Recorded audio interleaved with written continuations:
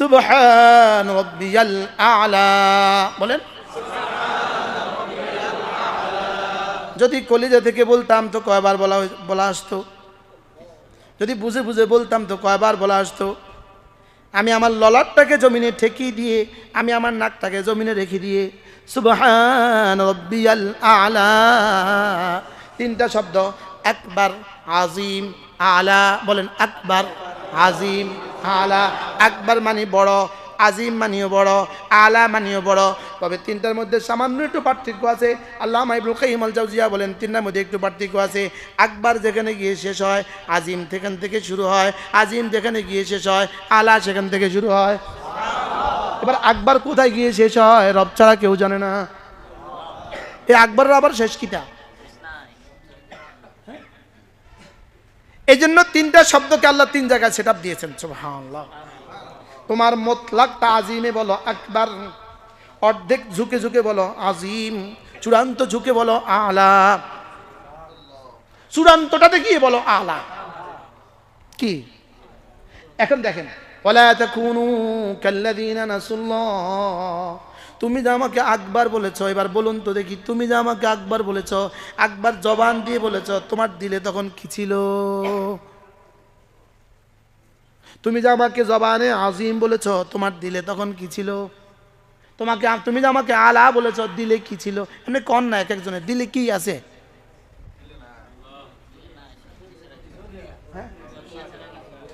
হয়তো দুনিয়াও নাই, আচ্ছা অপবাদ দিয়েন না, হয়তো দুনিয়াও নাই, লেকিন আজিম কিন্তু নাই। কি যে কইছে হেটাও জানে না। বাস্তব না বাস্তব? এটা কি শুধু আওয়ামের ক্ষেত্রে না আমগো ক্ষেত্রেও? হ্যাঁ। এখন ওয়ালা তাকুনু কাল্লাযীনা নাসুল্লাহ কি পরিমাণ হয়েছে? ওরা হয়ে রয়েছে জবানে আর দিলে দোনো ভাবে, আমি হয়ে রয়েছি দিলে।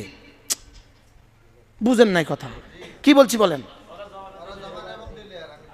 হ্যাঁ, আমি কিসে? আমি তো দিলে। এটা কেতে বলছেন ইয়া আইয়ুহাল্লাযীনা আমানু লা তুলহিকুম আমওয়ালুকুম ওয়ালা আওলাদুকুম আন যিকরিল্লাহ। এটা কেতে বলছেন রিজালুন লা তুলহিহিম তিজারাতুন ওয়ালা বাইউন আন যিকরিল্লাহ। এটা কেতে বলছেন আকিমিস সালাতা লিযিকরি, আকিমিস সালাতা লিযিকরি, তুমি নামাজের জন্য পড়ো, তোমার দিলে যে আমি আছি এটা বুঝাবার জন্য। কি তোমার দিলে আজিম আছি, এজন্য আজিম জবানে বলো। তোমার দিলে আলা আছে, এজন্য আলা জবানে বলো। তোমার দিলে আকবার আছে, এজন্য আকবার জবানে বলো। আকিমিস সালাতা লিযিকরি, আয় আকিমিস সালাতা লিতাযকুরানি। যদি এমনি হয়ে যায় তো কি হবে জানো? ওয়ালা যিকরুল্লাহি আকবার, ওয়ালা যিকরুল্লাহি আকবার। আমাদের নামাজের কি হালত এমনি? কি হ্যাঁ, কি পরিমাণ গাফলত। মুনাফিকিনদের ব্যাপারে রব বলেন ওয়ালা ইয়াকুমুনা ইল্লা ওয়ালা ইয়াযকুরুনা আল্লাহ ইল্লা কালিলা, এরা জিকির অল্পই করে। মুনাফিকদের ব্যাপারে রব বলেন এরা নামাজের মধ্যে জিকির অল্প করে। কোন মুনাফিকদের মধ্যে আল্লাহ কি বলেন? এরা নামাজের মধ্যে কি করে? তা আমরা নামাজের মধ্যে জিকির কি করি?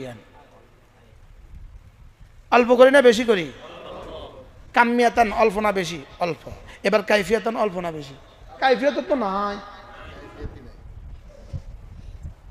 কি কামিয়াতান? কোন রকমের সুদূরবুদ সুবহানাল্লাহিল আযীম, সুবহানাল্লাহিল আযীম, সুবহানাল্লাহিল আযীম, সুবহানাল্লাহিল আলা, সুবহানাল্লাহিল আলা, সুবহানাল্লাহ। দেখেন কামিয়াতান কি? আতাইয়াতুল লিল্লাহি সালাতু তাইয়্যিবাতু আসসালামু আলাইকা ইয়া নবী ওয়া রাহমাতুল্লাহি ওয়া বারাকাতুহু, আসসালামু আলাইনা ওয়া আলা ইবাদিল্লাহি আশহাদু আল্লা ইলাহা ইল্লাল্লাহ ওয়া আশহাদু আন্না মুহাম্মাদান আবদুহু ওয়া রাসূলুহু। বিষয়টা বাস্তব না বাস্তব? হ্যাঁ। আল্লাহুম্মা ইন্নী যালামতু নাফসি যুলমান কাসীরান ওয়া লা ইয়াগফিরু যুনুবা ইল্লা আনতা ফাগফির লি মাগফিরাতাম মিন ইনদিকা ওয়া আরহামনি ইন্নাকা গাফুরুর রাহিম। আচ্ছা আপনি বলেন ইনসাফের সাথে, আপনার সামনে যদি আপনার ছাত্র ইন্টারভিউ দেয় এভাবে পড়ে, আপনি তাকে কত নম্বর দিবেন? হ্যাঁ, আমাদের একজন তাবলীগী সাথী ছিল ডাক্তার বজলুর রশিদ সাহেব, আল্লাহ তার কবরকে জান্নাত দিয়েছে। একবার ওনার সাথে আমি চিল্লা লাগাইছি, আমার আমির সাহেব ছিল। তো আমি প্রতিদিন না এই দুপুরবেলার এই তালিমের মস্কের বৈঠক হয়, মস্ক হয়, মস্ক আসলে মস্ক হয় না। তো হুজুর ডাক্তার সাহেব বলতেন মস্কে যখন বইছে আপনি শুনান সূরা ফাতিহা, যে সুন্দর করে শোনান আলহামদুলিল্লাহ রাব্বিল আলামিন। ডাক্তার সাহেব বলতেন কারে শুনাইলেন? আমারে। নামাজের মধ্যে কারে শুনান? আমারে শুনাইতে এত সুন্দর করে শুনাইলেন, তো নামাজের মধ্যে কেমনে শোনানো দরকার? কি এজন্য লিয়াবলুয়াকুম আইয়ুকুম আহসানু আমালা। আমার রব হায়াত আর মওত বানিয়েছেন শুধু দেখার জন্য কারটা কত সুন্দর। আর যদি আকসারও হয় আহসানও হয় তো কেমন হবে? সুন্দরও আবার বেশিও তো কেমন হবে? সুবহানাল্লাহ বলে। আপনাদের গরমে কষ্ট হচ্ছে হুজুর, মোহতারাম সাহেব একটা জগ গ্লাস পাঠায় দেন, জগ গ্লাস। যে সুন্দর মাদ্রাসা করছেন, শরবত খাওয়ালে কি ছিল, অসুবিধা কি ছিল? একটু জগ গ্লাস পাঠিয়ে দেন, আর পারলে ওই মুজু নিয়ে আসুন।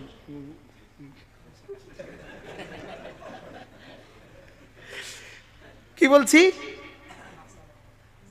যদি আহসানও হয় আকসারও হয়, সুন্দরও হয় আবার বেশিও হয়, কি পরিমাণ নূর নানা নূর। কি ভাই আমরা কি করব? যেন তেন ভাবে পড়বো না সুন্দর করব? হ্যাঁ সুন্দর করে না যেন তেন ভাবে। সুবহানাল্লাহ সুবহানাল্লাহ সুবহানাল্লাহ সুবহানাল্লাহ সুবহানাল্লাহ সুবহানাল্লাহ সুবহানাল্লাহ সুবহানাল্লাহ সুবহানাল্লাহ সুবহানাল্লাহ। সুন্দর হবে যখন তিনটা অঙ্গ ব্যবহার হয়, তখন সুন্দর হবে তিন অঙ্গ। তিন অঙ্গ ব্যবহার হলে সুন্দর হয়। 1 নম্বর জবান, 2 নম্বর কান, 3 নম্বর দিল। বলেন জবান কান দিল। জবানে শুদ্ধ করে বলবে, কানে ধ্যানের সাথে শুনবে, আর দিলে 3টা কাজ করলে সুন্দর হয়। দিলে 3টা কাজ করবে। দিল 1 নম্বর বলবে কি কি বলেছি, কি বলেছি। 2 নম্বর দিল বলবে কেন বলেছি। 3 নম্বর দিল বলবে কার জন্য বলেছি, কি কেন কার জন্য। বলে জবানের কাজ কি? একটা কি শুদ্ধ করে বলা। কানের কাজ কি? একটা কি ধ্যানের সাথে শোনা। দিলের কাজ কি? 3টা। 1 নাম্বার কি বলেছি এটা ভাবতে থাকা, কি বলেছি এটা ভাবতে থাকা। 2 নাম্বার কার জন্য বলেছি এটা ভাবতে থাকা। 3 নাম্বার কেন বলেছি এটা ভাবতে থাকা। সুবহানাল্লাহ। বলেন তো কি কেন কার জন্য বলেন। আজকে যখন একামত দেয় তখন আমার একটা আজীব কথা মনে হয়েছে। আমি কি আল্লাহ একামতের সময় আল্লাহু আকবার কিন্তু 4 বার, শেষে কিন্তু 2 বার, হয়ে গেল 6 বার। আশহাদু আল্লা ইলাহা ইল্লাল্লাহ কিন্তু 2 বার, আশহাদু আন্না মুহাম্মাদুর রাসূলুল্লাহ কিন্তু 2 বার, হাইয়া আলা লা হাওলা ওয়ালা কুওয়াতা ইল্লা বিল্লাহ কিন্তু 4 বার। আমি কি আল্লাহ যদি শুধু একামতের জবাবটাই আমার আমলনামায় জমা হয় তো কোটি কোটি হয়ে যাব। কি কি বলছি বলেন তো? আচ্ছা একবার বললে যদি 1 টাকা দিত তো আপনি আর আমি কয়বার বলতাম? প্রথম আয়াত হলো আল্লাহ তাআলা বলেন যারা আমাকে ভুলে গিয়েছে তোমরা তাদের মতো হয়ে যেও না। বলেন কি বলছে?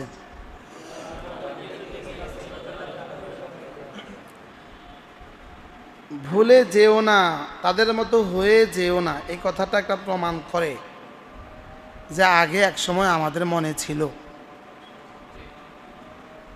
এটা কি প্রমাণ করে? এক সময় আমি তোমাদের কাছে ছিলাম, তোমরাও আমার কাছে ছিলা। এখন দূরে চলে যাচ্ছ, ওখানে গিয়ে কিন্তু ভুলে যেও না। কি হয়? এই আয়াত প্রমাণ করে যে প্রথম থেকেই দূরে ছিল তাকে কেউ এমন কথা বলে না। বুঝেন নাই? যে প্রথম থেকে দূরে থাকে তাকে কেউ এমন কথা বলে? হ্যাঁ, হঠাৎ করে পরিচয় তাকে আমাকে ভুলে যেও না বলে। তাহলে আমাকে ভুলে যেও না কখন বলে? বুঝে গেছে আগে থেকে গভীর সম্পর্ক ছিল। যেমন মা তার ছেলে বিদেশে যাওয়ার সময় কি বলে? আমাকে ভুলে যেও না। বাবা ছেলেকে বিদেশে যাওয়ার সময় কি বলে? আমাকে ভুলে যেও না। স্ত্রী স্বামী বিদেশে যাওয়ার সময় কি বলে? আমাকে ভুলে যাবেন না। রাস্তা দাঁড়ায়া বুঝি অপরিচিত একজনকে কেউ বলে আমাকে ভুলে যেও না, বলে, তাহলে এটা কি বোঝা গেল?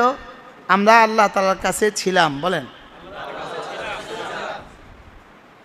আমরা আল্লাহ তাআলার কাছে ছিলাম। এখন একটুখানি আমাদেরকে দূরে পাঠিয়ে দিয়েছেন, আর দূরে পাঠিয়ে দিয়ে আল্লাহ তাআলা আমার কাছে এটা চাইলেন যে আমি অল্প সময়ের জন্য তোমাকে দূরে পাঠিয়ে দিয়েছি, সেখানে গিয়ে কিন্তু অনেকেই আমাকে ভুলে গিয়েছে, তুমি তাদের মতো আমাকে ভুলে যেও না। কি হয়? এটা বলে নাই তুমি ভুলে যেও না, বলকে বললেন তুমি তাদের মতো হয়ে যেও না, যারা আমাকে ভুলে গিয়েছে তুমি তাদের মতো হয়ে যেও না। ইহুদিরা আমাকে ভুলে গিয়েছে, তুমি তাদের মতো হয়ে যেও না। নাসারারা আমাকে ভুলে গিয়েছে, তুমি তাদের মতো হয়ে যেও না। হিন্দুরা আমাকে ভুলে গিয়েছে, তুমি তাদের মতো হয়ে যেও না। বেনামাজিরা আমাকে ভুলে গিয়েছে, তুমি তাদের মতো হয়ে যেও না। আল্লাহ তাআলা বলেন যে একটু জায়গা দেন। মাশাআল্লাহ, হুজুর বাড়িতে গেছেন, কখন আসছেন? সুবহানাল্লাহ। ময়মনসিংহ থেকে আসছেন? আলহামদুলিল্লাহ। ওয়ালা তাকুনু কাল্লাযীনা নাসুল্লাহ। দুনিয়াতে পাঠাবার পরে তাইলে বোঝা গেছে আসলে এটা আমাদের জন্য দেশ না, এটা আমাদের জন্য বিদেশ। এটা আমাদের জন্য কি? বিদেশ। এটা আমাদের জন্য বিদেশ। বিদেশ কাকে বলে? যেখানে থাকে না, যেখানে আগে থেকে থাকে না, গেলে বেশি দিন থাকে না, গেলেও বেশি দিন থাকে না, এটাকে কি বলে? এক বাচ্চাও কিন্তু বিদেশের হাকিকত বুঝে। তোমার আব্বু কোথায়? বিদেশ। বিদেশিদের কিন্তু কোনো দেশ নাই। বিদেশিরা দেশে আসলে বলে বিদেশি, বিদেশে গেলে বলে প্রবাসী। এদের কোনো দেশ নাই। আমরা, এটা হলো আমাদের দেশ না বিদেশ? আমাদের দেশ হলো জান্নাত। আমরা ছিলাম জান্নাতে, ফিরে যাব জান্নাতে ইনশাআল্লাহ। এজন্য আমরা আসার সময় হযরত আদম আর হাওয়া আলাইহিস সালামকে আল্লাহ তাআলা একটু ধমকের স্বরে বললেন, ইহবিতু মিনহা জামিআ। আর কাতে ইহবিতু মিনহা জামিআ, যেখানে ইহবিতু মিনহা জামিআ ধমক দিয়ে বলেন সব বের হও, সব বের হও। আর যেখানে বলেন ইহবিতু মিনহা জামিআ,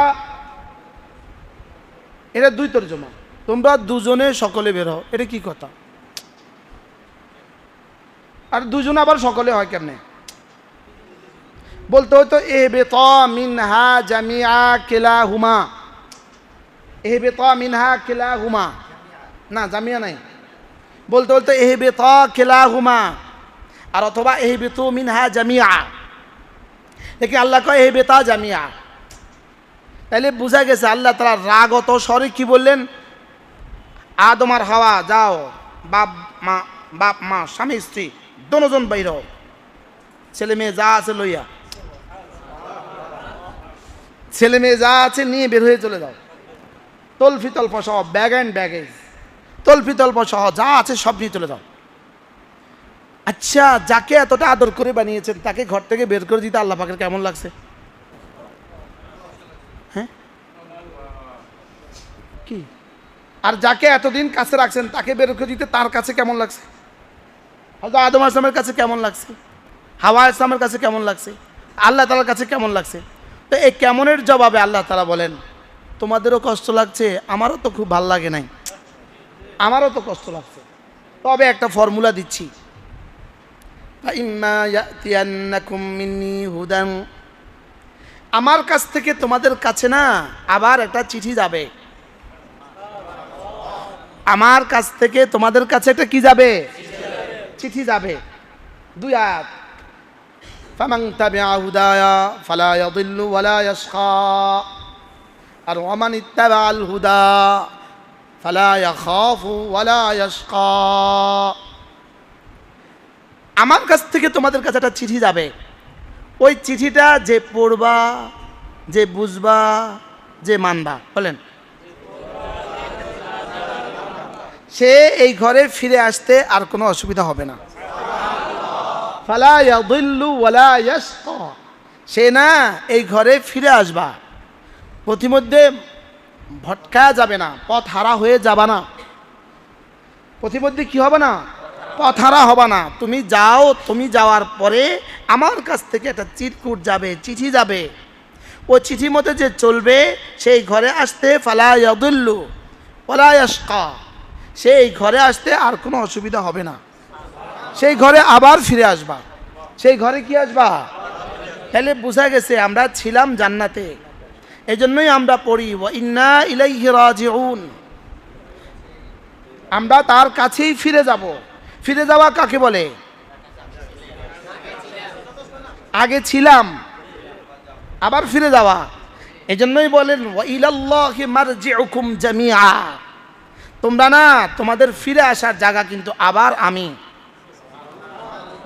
হ্যাঁ, ইলা রাব্বিকার রুজা, তোমার রবের দিকে তুমি আবার ফিরে আসবা, তোমার রবের দিকে কি আসবা, আবার ফিরে আসবা। তাইলে বোঝা গেছে আগে ছিলাম আবার ফিরে যাব। কি বোঝা গেছে বলেন? তাহলে আমরা কোথায় ছিলাম? আমরা জান্নাতে ছিলাম, আবার ইনশাআল্লাহ ফিরে যাব জান্নাতে। এই জন্য হাকিমুল উম্মত মুজাদ্দিদ মিল্লাত আশ-শাফাঈ নাওয়াল্লাহু মারকাদা তিনি বলেন মাদ্রাসা কি জানো? হযরত বলেন যে মাদ্রাসা কি মিসালি উস্তাদ কিতাব হাকিমুল উম্মতের, এর মধ্যে লিখছে মাদ্রাসা কি জানো? মাদ্রাসা হলো জান্নাত থেকে ছুটে আসা বাচ্চাকে জান্নাতে আবার ফিরিয়ে দেওয়া। কি বলছে বলেন? সুবহানাল্লাহ, দিবা বাচ্চাকে মাদ্রাসা। কি নাম রাখছি? মাশাআল্লাহ।